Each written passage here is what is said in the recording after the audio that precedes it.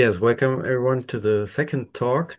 I'm happy to introduce Abbas Kademi. He received his PhD from University of Tehran, and right now he's a non-resident researcher at the Institute for Research in Fundamental Sciences in Tehran as well. Um, and yeah, I'm happy to have him here. His research is focused on nonlinearity and uncertainty in optimization. And please, Abbas, the floor is yours. Thank you. Hello, everyone. Thank you for the introduction and for having me at this robust optimization webinar. I always enjoy following all the other talks, and I hope you will enjoy my presentation today as well.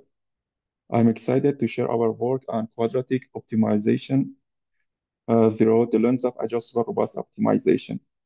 This topic bridges two optimization communities, quadratic optimization and robust optimization, offering new perspective and new solution method. Let's dive in. We generally study quadratic optimization or QO as shown here. The goal is minimize the quadratic function over a convex set. Uh, the matrix Q plays an important role in this problem. If Q in the objective function is a positive semi-definite, the problem is convex and easier to solve. Otherwise, if it has one or more negative eigenvalues, the problem becomes very tough to solve. To introduce our result, we first need to decompose Q as a sum of a positive semi-definite and a negative semi-definite matrix. First, we assume that Q is symmetric. If not, we can replace it with the average of Q and Q transpose, which is symmetric and keep the same quadratic form. For a symmetric matrix, we know that the eigenvalue are real. Some representation option for this decomposition include, for example, a representation 1 using the smallest eigenvalue, representation 2 using the largest eigenvalue, and representation 3 using the eigen decomposition to this goal, where a positive parameter epsilon ensures the Q plus is a positive definite and Q minus is a negative definite matrix. By this decomposition, we are ready to reformulate the original QO into a new disjoint biquadratic or BiQO as shown here. In this theorem, BiQO uses two variables instead of one. By using this new reformulation, we can have a new reformulation for original QO problem. Another point is that in this theorem, we don't have any assumption on the set X. If X is a convex set, the result is disjoint biconvex problem. We will use this property in our algorithm in the rest of the talk. So now we are ready to reformulate the original QO problem into an adjustable robust optimization ARO problem. In this theorem, we assume that the set X is a polytope. As you can see here, the QO problem is equivalent to ARO problem. This problem is maximization ARO. Uh, this reformulation involve static decision tau and adjustable decision UX and WX that depend on the uncertain parameter X, as you can see here. To clarify, the static decisions are made before the realization of uncertain parameters, and adjustable decision, however, can be adjusted after these uncertain parameters are realized. In this problem, as you can see, the ordinal variable in QO problem has a rule of uncertain parameter in this new ARO reformulation. For a special class of QO problem, we have another interesting result. If our QO problem is concave, I mean the quadratic in the objective, the matrix Q in the objective function is negative semi-definite, the result reduced to a linear ARO problem, as you can see here. There is already good literature for linear ARO. Since ARO problem can be complex, especially the nonlinear ones like AROQO, when the matrix Q is indefinite, we use approximation techniques. A popular method is using decision rule, where adjustable variable are restricted to be a specific class of a function of the uncertain parameter. For linear ARO, we know that affine decision rule have a good result, but for nonlinear ARO, as you can see here in this other ARO reformulation, the adjustable variable UX appear in the nonlinear term, and using the full affine decision rule for this variable made the problem intractable. So we use a hybrid decision rule. We restrict the UX to be constant and WX to be affine, like this, as you can see here. By putting this decision rule in the original ARO problem, we get a lower bound approximation, RC, that is a static robust counterpart. And since our general original ARO problem is maximization, using the decision rule give us the lower bound. Let's link our approximate ARO with RLT. We found that using this hybrid decision rule to approximate ARO problem is equivalent to using reformulation linearization technique to the original QO problem. This theorem bridges approximation technique for ARO problems and QO problems. As you can see here, when we relax the non-convex part of the objective function, it is a lower bound approximation that the bound is the same as using the hybrid decision rule to the ARO reformulation. Now we are going to another approach, Fourier-Mouskin elimination. The adjustable variable Wx appear in linear term. We can apply Fourier-Mouskin to eliminate this variable if possible. For example, as shown here, we can isolate each component of this variable and eliminate in the process, reducing the number of variable while it may increase the number of constraints. For example, we want to eliminate the case component of this variable by the relation that we have in the problem. We can merge them and eliminate this variable. For a special class of QO problem, I mean standard quadratic optimization, or STQO, as you can see here, when the feasible region is the simplex set and the objective is minimize X transpose QX. For this class, we already have ARO reformulation. Applying Fourier-Mouskin elimination to this problem because we have nice property in the constraint of this problem. We can have a compact closed form for this class of QO problem. As you can see, this FME version of STQO is another ARO, which is another exact reformulation for this class of QO problems.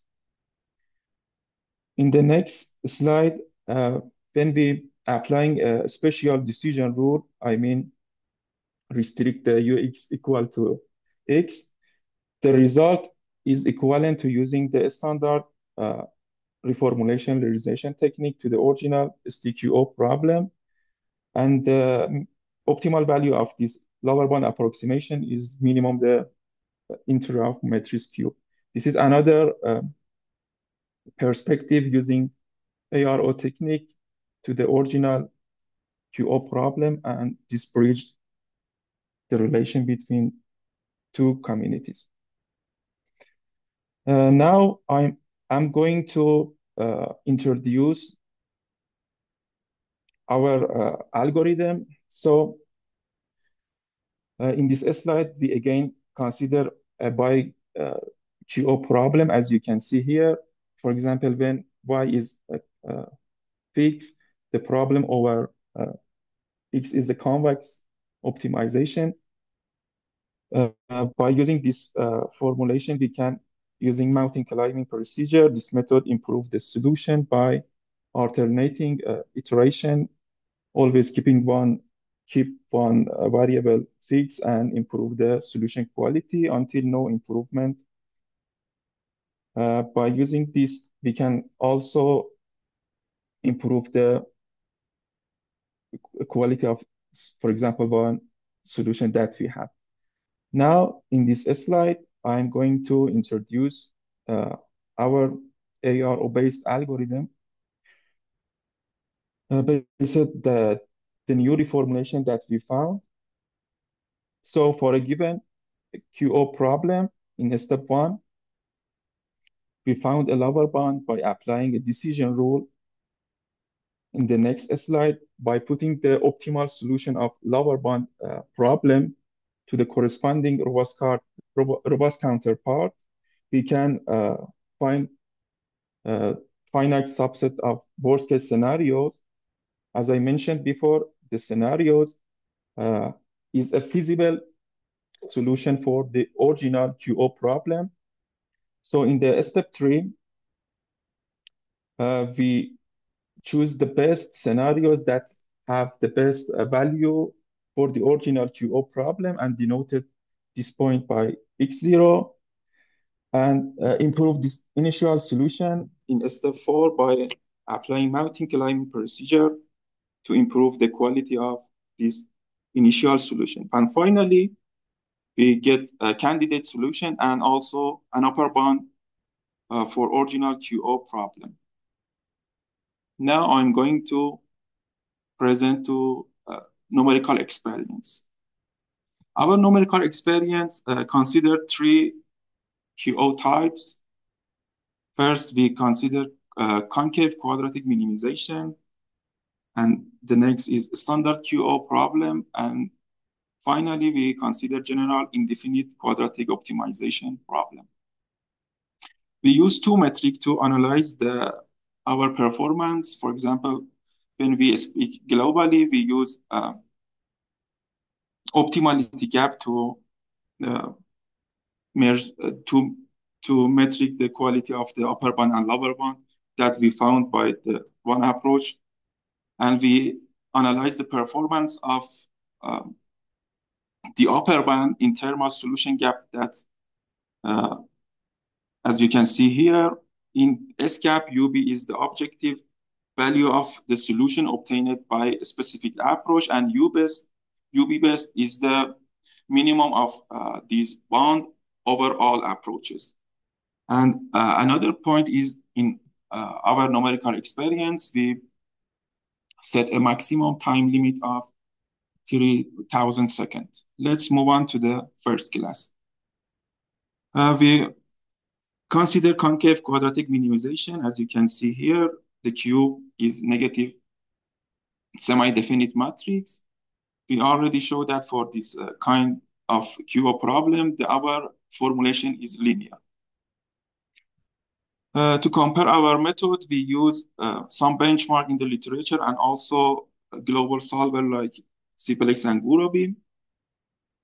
On this slide, we present our numerical result. We especially using the instance from the Selby and Coates work. The Selby and Coates offer another ARO-based approximation for concave minimization problem that providing upper bound and lower bound. Also, we compare our solution method with the work by Benthal and Rose. That is a modern method for finding near optimal solution to this problem. As you can see here, we compare our ARO-based algorithm with under 3 different decision rule: static decision rule, partial affine, and affine decision rule. The fully affine decision rule achieves the smallest optimality gap among its variants, but for large instance, it failed to provide the bound within the time limit. The static version and also the partial version offer a good solution and reasonable in the reasonable time frame. We see that the work by Benthal and Rose and also the Selby and co-authors can be find a good solution. But as you can see, the static ARO based method is use the conservative decision rule. As you can see here, our optimality gap is much better than the bound that this method found, because the lower bound in this approach may not be tight. Also, in this problem, the Gurobi and Cipelex find the optimal solution for problem 1 to 6, but in the last one, for example, Gurobi cannot find a reasonable solution and also good optimality gap. To study more on this class of QO problem, let's see the result on the large size example. For example, in this table, as you can see, we compare our static version of ARO-based method. We consider 15 group of instance, each have contain 5 instance with the same dimension and size, as you can see here. In this table, we also see that our method, Selby and co-authors, and Bentolas and Rose can be find good solution. But from optimality gap, our method for large problem have the better performance than the other. Also, for the global solver like Cipelex and Gurobi cannot find for large instance the feasible solution and also the bond for each instance per group. This is an interesting result. We have the look at the time frame. Our work is give us a high quality solution, and also we have some good optimality gap in this case in the reasonable time frame. Let's do another class, standard quadratic optimization. Here we will look at the standard quadratic optimization where Q is an indefinite matrix. On this slide, we directly compare our ARO-based algorithm solution quality against the Cipelex local search. Cipelex has an option to solve indefinite QO locally. In this table, we also have different group pitch size and densities. As you can see, when the problem gets larger, our performance to finding a reasonable solution is better than Cipelex local search when the problem gets larger and larger. As we know, when Q is indefinite, our ARO problem is nonlinear and the approximation may not be tight. In this slide, we can use our bond to improve the quality of some method that exists in the literature. For example, in the literature of standard quadratic optimization, there exists some mixed integer reformulation that is an exact reformulation. Since the objective function is linear, we can add some lower bound and upper bound cut to this problem and improve the quality of this reformulation. As you can see in this table, we compare the original mixed integer reformulation to the other variant using the valid natural cut, and also ARO modification of this reformulation. We add our lower bound and use our solution to improve this